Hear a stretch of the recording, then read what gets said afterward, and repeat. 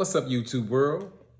It's your boy J Dub, the #1 comment on YouTube, and I'm back with my channel. It's J Dub, and today I'm be reviewing Love and Marriage Huntsville. They got the beef for the tacos. So for those who are new to my channel, for reviews, I do a light overview. I don't do every scene. I just point out particular parts of the episode, go over them, tell you what I think. And again, on this channel, our motto is say what you say. So I definitely say what I say. And from that, need y'all to get down in the comments and we can discuss what's going on, how y'all thinking, what you feeling, what you thought about the review, what you thought about the episode. Just again, bounce ideas and comments off each other. Just have fun with it. So with Love and Marriage in Huntsville, I really didn't plan to do it. I said I was going to do it when it first started, but I've been watching it. I've been watching the show ever since it started. This season is not really giving me much, so I don't feel like I would say up to it, because like all my reviews I do, I put myself in it. It's like I'm passionate about it. I get in it, and it's not really giving me much. But a few of my subscribers noted that they wanted me to do Love and Marriage Huntsville. So, you got to get the people what they want. So here we go. It starts off where Maurice, he leaves Kimmy in a restaurant waiting for Kiowa and her husband, Zay. And they're supposed to be meeting like more so like a co-parenting kind of meeting and kind of clearing the air and make sure everything is good, so they can, I guess, as a unit, contribute to raise monsters without any issues.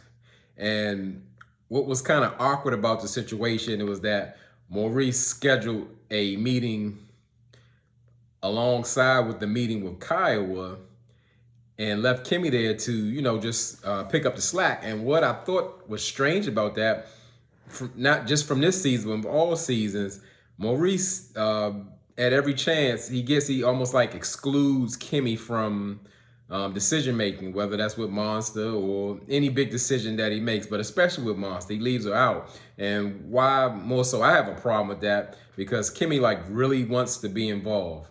Now, it's people who have different viewpoints on that. Some people believe just like only the birth parent should, I guess, be a part of making decisions for the child and have input on it, and some don't. Well, my position, that more so like if you're married and your spouse wants to participate in raising your child, I say treat it as a gift, because a lot of times those situations don't work out or are even present. So just like back in the day when they say it takes a village to raise a child, the more people you got loving, instructing, and supporting that child, to me, the better off the child will be.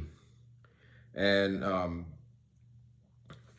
definitely on that, and I know that's a real topic. So, and I know we got a lot of parents in the subscription. So drop down them comments and let me know what y'all think, because I definitely want to hear that, because I know of course every situation won't work out like that, or everybody wouldn't be wanting to involve, but I want to hear what y'all got to say. So I would say, yes, Kimmy should have been there in that meeting with Kiowa and Zay. However, she definitely shouldn't have led it, because, as I said, Maurice doesn't really involve her or makes it a point to exclude her. But the funny thing is, like, you got to know that Kimmy is Monster's primary caregiver, because Maurice is always gone, whether he's trying to get a law degree, taking the bar exam, he down, getting things together in the office at the credit shack, or whatever he do. Guess who's taking care of him? And that's Kimmy. But as I said, the man takes every chance that he can get to leave her out, and I don't understand that. And while I'm bringing up and pointing out, I keep saying the word, it's bothering me to keep saying monster, monster, monster. Like, I could see how they gave Maurice Jr. that nickname, when he was smaller, but this young man's in high school. It's time to let that go, because that word, that name, that's like a stigma. Even though they're saying as a term of endearment, or it was cute when he was little, but that's not something you want to name your child or raise your child and calling them that, because at some point they may start to believe, or people may have perceptions of him. And I mean, to me, he's too old for that. So I'm gonna call him Maurice Jr. from here on out, because I'm bothered by the monster. But what I would say is, guess who they should be calling monster? They should be calling Kimmy monster, because that's what Maurice about to turn her into. Because as I said, it ain't just the situation of raising his son. I mean, it's like any kind of decision making that he does, he leaves her out. And not only that, I mean, the telltale signs are there. What they said, they were together about 7 years. She was been waiting for a while to get married. And then when they finally got married, he was too busy to take on a honeymoon. And throughout all this time, his answer to that, because she's still bothered by not being taken on a honeymoon, is well, you pick the honeymoon and then we'll just go. And that doesn't sit well with Kim. It's almost like he's just appeasing her, just throwing her a bone, just say, we'll go on a honeymoon, but he's not really interested. And one thing like really blew with me, he made that decision like on his own, because he wanted Maurice Jr. to live with him so bad.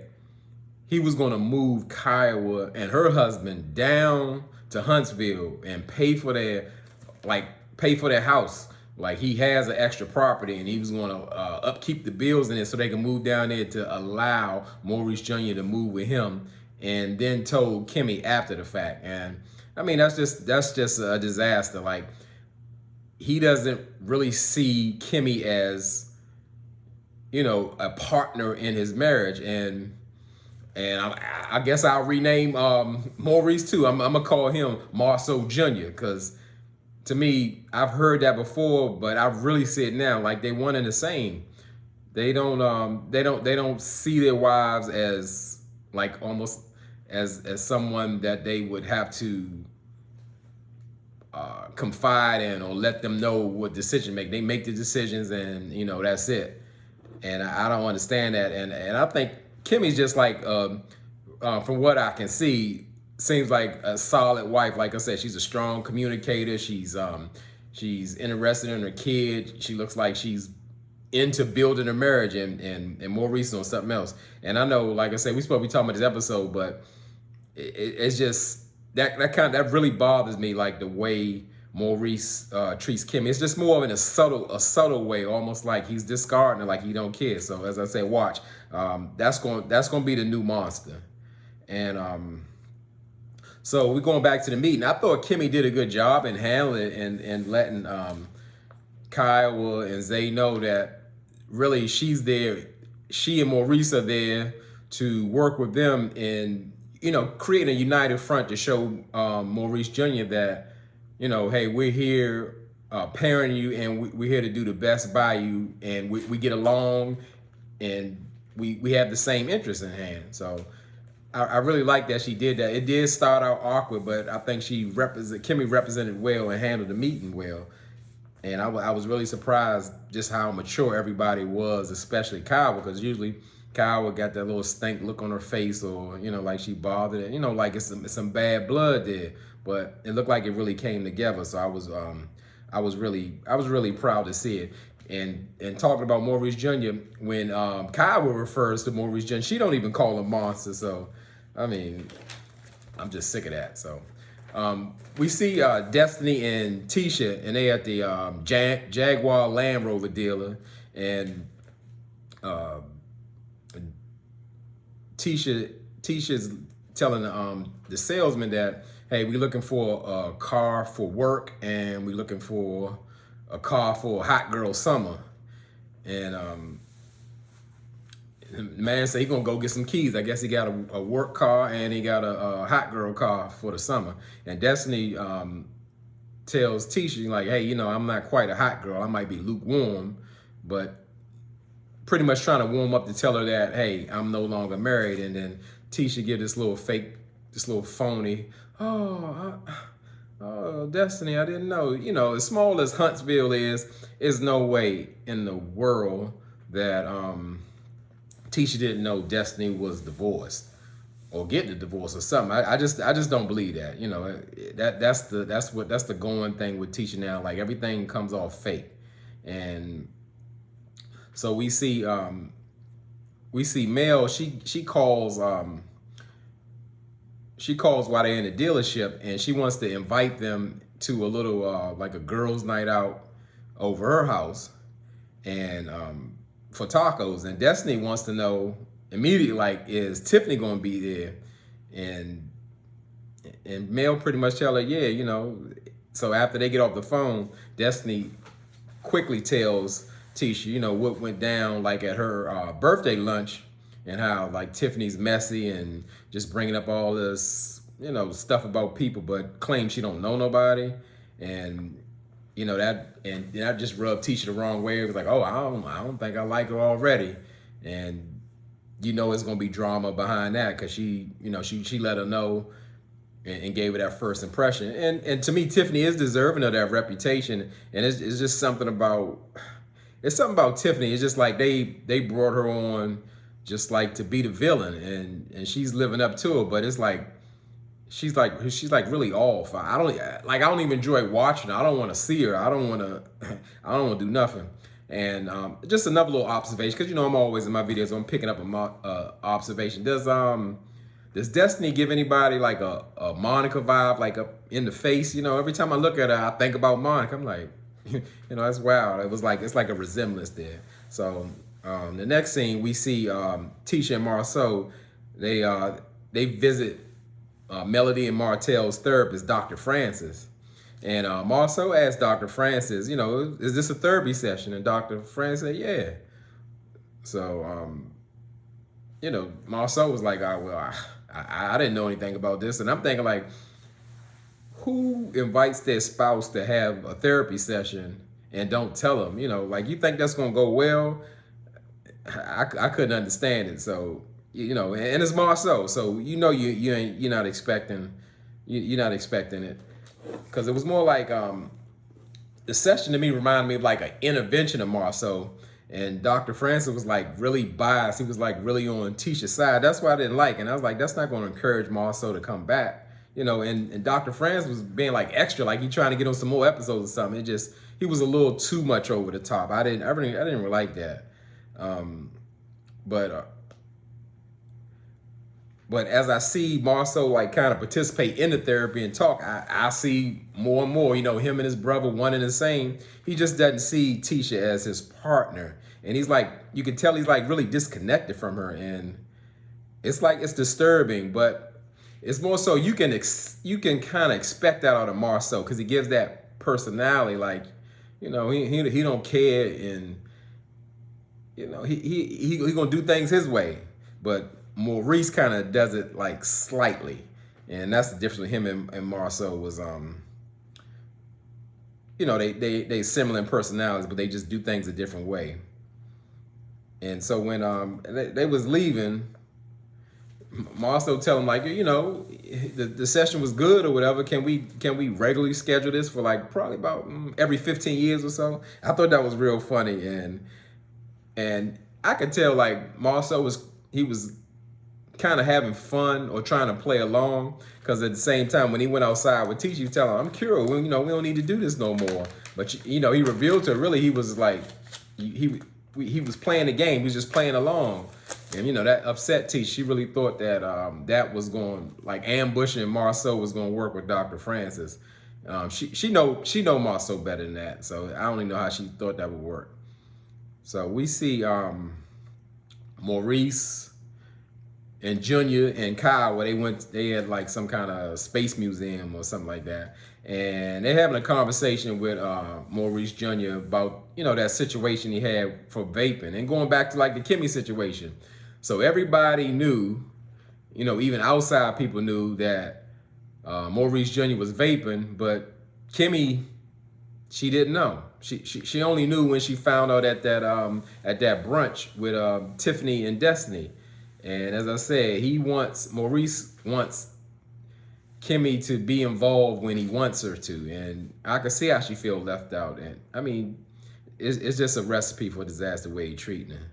So I would say they try to do the little family thing, at the museum, and while Kyle was in town, and they just was trying to figure Monster, like what's going on with him. I like the message Maurice was kind of putting out there, to Monster, just saying how important his actions are, how people will see him, and he has to make like good decisions. But what I didn't like, it was more so they was asking him questions, answering them. It was like, well, this is the worst thing you did, right? Well, more so they wouldn't ask him. They like saying like agreeing. He didn't get a chance to answer, to tell him, hey, I'm into some other stuff, or not that he would, but that's not how I would say talk with a child. And then we see they try to have Kiowa and Maurice try to have a birds and the bees conversation with Maurice Jr. And pretty much Maurice Jr. he shut it down. He was like, well, I'm not even gonna have sex till I'm 24. And Maurice gets excited, like, yeah, like that's after college, and and they giving him pounds and excited because they want to hear that or encourage that. Hey, I don't want my child getting involved in sex too early. So while they was leaving, Maurice Jr. kind of threw some shots. He was like, yeah, I'm gonna wait. I'm gonna wait till I get married, because I want a healthy marriage. And so it sounded like a shot, like more so towards them or his environment. I thought that was funny too. And so we go to Tiffany and her husband, Lewis. We see them talking in the house. And, as I say what I say, is little stuff I see or point out, I can't help, I got to say something about it. When they show, like, Tiffany house, it lack decorum. When they show, like, the old shag carpet on the floor, and she got, like, nails in the wall with her purses hanging up on it, and like the house is so small, like you in one room, you can see in 3 rooms. And I'm not down for the front and all of that, but this might have been time to do some front, like go get an Airbnb or something, because I didn't know what I was looking at, and I'm not a fan of Tiffany, so I definitely don't feel no kind of way about it. And it just, and this is really the first time like introducing they to the show. They've been on it before, like an episode previously, but I don't think I like her husband Lewis either. It's more so I see he tries to support Tiffany in her bad behavior. It's almost like he's enabling her. He gives some suggestions or try to get her to look at herself, but it doesn't seem like he holds her accountable. And it's just irritating to watch to me. And I don't ever want to see them again. I don't even want to talk about them no more, or even at all. But we just gonna move on from that one. And so we see Mel. She's doing her taco night, and Tisha is the first guest to show up. And immediately Tisha tells Mel that she pretty much ambushed Marceau in the therapy session. For some reason, like Melody mentioned, like, well, I hope Dr. Francis can help you better than he did with Marceau and me. And I don't know, to me, even though everybody's situation is different, I just don't feel like Melody should have referred Tisha to her old therapist that could not help their marriage. And I'm not blaming on therapists, but I don't know, it seems a little shady. It seems like that's not a good direction to go in. But I mean, Tisha, anyway, she tried. So I don't know if Dr. Francis is the only therapist in Huntsville, but she could have found somebody else. And then Tisha gets in and tells Mel that, like, how Destiny had a problem with Tiffany being really messy at her brunch, and pretty much, she got a problem with Mel. And immediately when she hearing that, everything that Tisha said about Tiffany, Melody is right there to defend. She's just going all the way in. It's more so like you talking to Tiffany all over again. And I didn't like that dynamic about Mel. I mean, but I think the big mistake in the situation more so is when Destiny talked to Tisha before she talked to Mel. That's how you really can get big time division in friendship when you start telling people other stuff that you're supposed to tell directly to your friend. Now, if she wanted to do that after she talked to Mel, so be it. But you don't talk to somebody else and then that person is talking to Mel. I mean, she can misinterpret your words or add some extra, and then it's got the other person thinking like, well, why couldn't she come to me? And that's exactly how Mel took it, which she should. And so at the dinner, at the little taco dinner, Melody and after Destiny arrives, like immediately you could tell the energy was really off with Melody and Destiny, and they kind of passively aggressive discuss what's going on, like what happened at the brunch.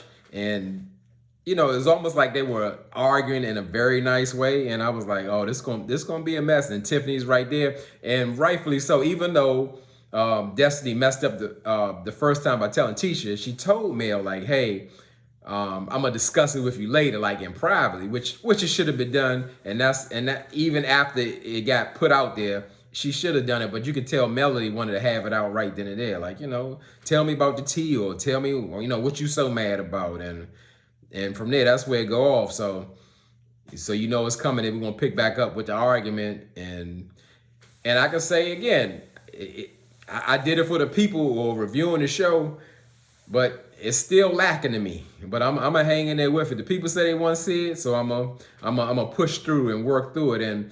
And I would say something that I've never said before. I actually miss seeing Martell on the screen as well as Miss Wanda. And those probably are the two least favorite people on this show for me, but they bring something to this show. They make it interesting. There's always something going on when they show up, but I didn't see neither one of them, and we need them back. So, but Miss Wanda is going to show up on the next episode, and I can't wait to see it. So hopefully the show will be better. And as I said, I appreciate y'all rocking with me. The support is there. Get down them comments, because I'm the #1 comment, and that's what I enjoy doing the most. For like my past reviews, like I just did put a ring on it, and Family Fiance, I got some subscribers in there. We was down there commenting. It almost feel like I wasn't even on my channel. It was just like we was just going back and forth about what we think. Even like Family Fiance was pretty heavy, but we was still going in the comments, and I really enjoyed that. And that's like a big part of this channel. I want to get in the comments and get down there just like y'all. Even though it's my channel, I enjoy that. That's the best part, because it's like you're getting people's different perspectives, and sometimes they say things that make you think another way, or you get another point of view, or you may have something to offer with somebody, and we have a lot of fun in it, joking around. So again, keep rocking with me. I really appreciate that. Y'all could have been anywhere in this world, but y'all here with me, and I mean it.